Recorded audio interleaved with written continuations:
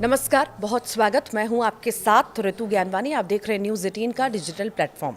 आज बात करने वाले हैं नेटफ्लिक्स और यूट्यूब के लिए आधार कार्ड वेरिफिकेशन ज़रूरी होगा। सीजेआई ने क्या कुछ कहा है, विस्तार से इस खबर में जानते हैं। तो सुप्रीम कोर्ट में सुनवाई के दौरान सीजेआई सूर्यकांत ने सुझाया है कि नेटफ्लिक्स और यूट्यूब पर 18+ कंटेंट देखने के लिए आधार कार्ड से उम्र का वेरिफिकेशन होना चाहिए।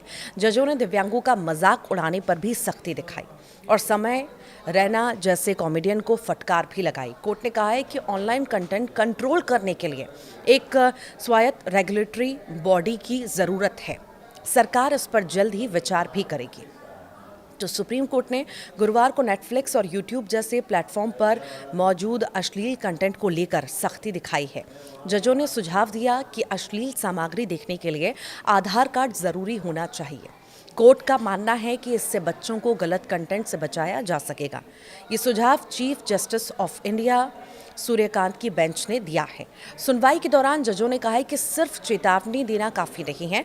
जब तक दर्शक चेतावनी पढ़ते हैं तब तक शो शुरू हो जाता है। इसीलिए उम्र की पुष्टि के लिए आधार का इस्तेमाल एक बेहतर विकल्प हो सकता है। ये सुनवाई कॉमेडियन और पॉडकास्टर के खिलाफ दायर की गई याचिका पर की गई है। याचिकाओं पर हो रही थी और इसमें समय रैना और रणवीर अलाहाबादिया जैसे नाम शामिल हैं। कोर्ट ने दिव्यांगों के अपमान पर भी गहरी नाराजगी व्यक्त की। जजों ने कहा है कि अभिव्यक्ति की आज़ादी का मतलब मनमानी नहीं है। इसके लिए एक स्वायत्त रेगुलेटरी बॉडी की ज़रूरत है। सुप्रीम कोर्ट ने ऑनलाइन अश्लीलता पर चिंता भी जाहिर की।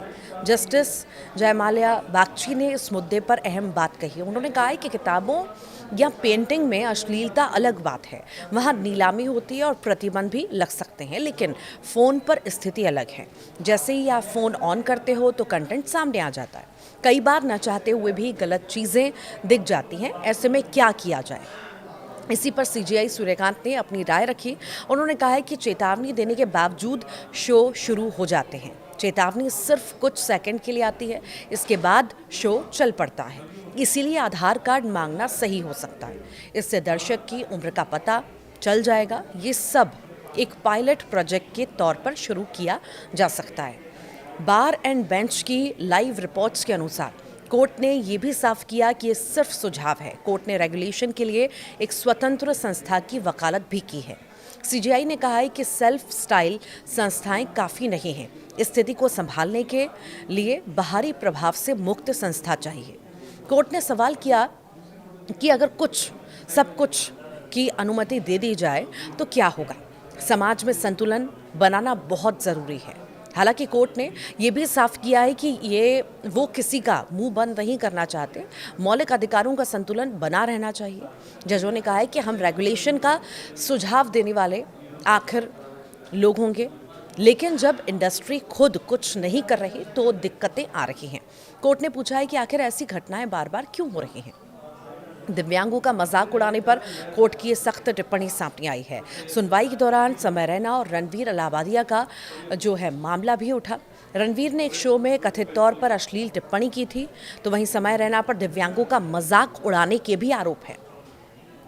तो क्यों एसएमए इंडिया फाउंडेशन ने रैना के खिलाफ याचिका दी है।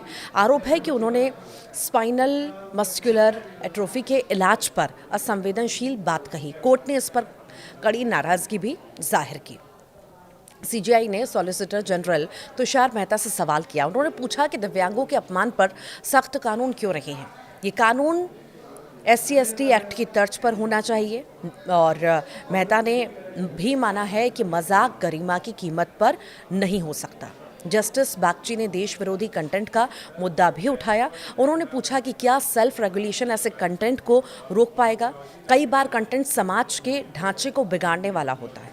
जब तक सरकार जवाब देती है तब तक देर हो जाती है। वीडियो वायरल हो जाते हैं और करोड़ों लोग देख लेते हैं। वकील प्रशांत भूषण ने इस पर तर्क भी दिया। उन्होंने कहा है कि एंटी नेशनल शब्द बहुत अस्पष्ट हैं। क्या सीमा विवाद के इतिहास पर लिखना भी देश विरोधी होगा। इस पर जस्टिस बागची ने सफाई दी। उन्होंने कहा है कि हम रेगुलेटेड अधिकार की बात कर रहे हैं। कोई सरकारी अधिकारी ये तय नहीं कर सकता, लेकिन अगर कंटेंट देश की एकता और अखंडता को चोट पहुंचाता है तो सोचना होगा। सॉलिसिटर जनरल मेहता ने यूज़र जनरेटेड कंटेंट का मुद्दा भी उठाया। उन्होंने कहा है कि फ्री स्पीच की आड़ में कोई कुछ भी नहीं कर सकता। सीजीआई ने उस बात पर सहमति जताई। उन्होंने कहा है कि ये अजीब है कि कोई अपना चैनल बना ले और फिर बिना किसी जवाबदेही के कुछ भी करता रहे। फ्री स्पीच की सुरक्षा ज़रूरी है, लेकिन सीमाएं भी हैं। अगर किसी शो में एडल्ट कंटेंट है तो एडवांस चेतावनी होनी चाहिए। साथ ही पेरेंटल कंट्रोल भी ज़रूरी है। अटॉर्नी जनरल और वेंकटरमणि ने बताया कि मंत्रालय इस पर मीटिंग करने वाला है। अगर किसी कानून में बदलाव की ज़रूरत होगी तो किया जाएगा। कोर्ट ने सुझाव दिया है कि जल्दबाजी में कुछ नहीं होना चाहिए। एक विचार विमर्श की प्रक्रिया होनी चाहिए। प्रस्ताव को पब्लिक डोमेन में रखा जाना चाहिए। और वेंकटरमणी ने ये भी कहा कि हम सबसे बात करेंगे, किसी को भी ऐसे ही चर्चा में नहीं आने दिया जाएगा। मेहता ने कहा है कि सरकार इस पर विचार कर रही है, वे 1 हफ्ते बाद जानकारी देंगे। कोर्ट ने ये भी कहा है कि प्रभाव कभी कभी फ़ायदों से ज़्यादा हो जाते हैं, इसीलिए एक जिम्मेदार समाज का निर्माण ज़रूरी है। जब समाज जिम्मेदार होगा तो समस्याएं खुद सुलझ जाएंगी। दिव्यांगों के मामले में कोर्ट ने कॉमेडियन को एक सलाह दी है। कोर्ट ने कहा है कि वे दिव्यांगों के इलाज के लिए फंड जुटाएं। इसके लिए उन्हें कार्यक्रम आयोजित करने चाहिए।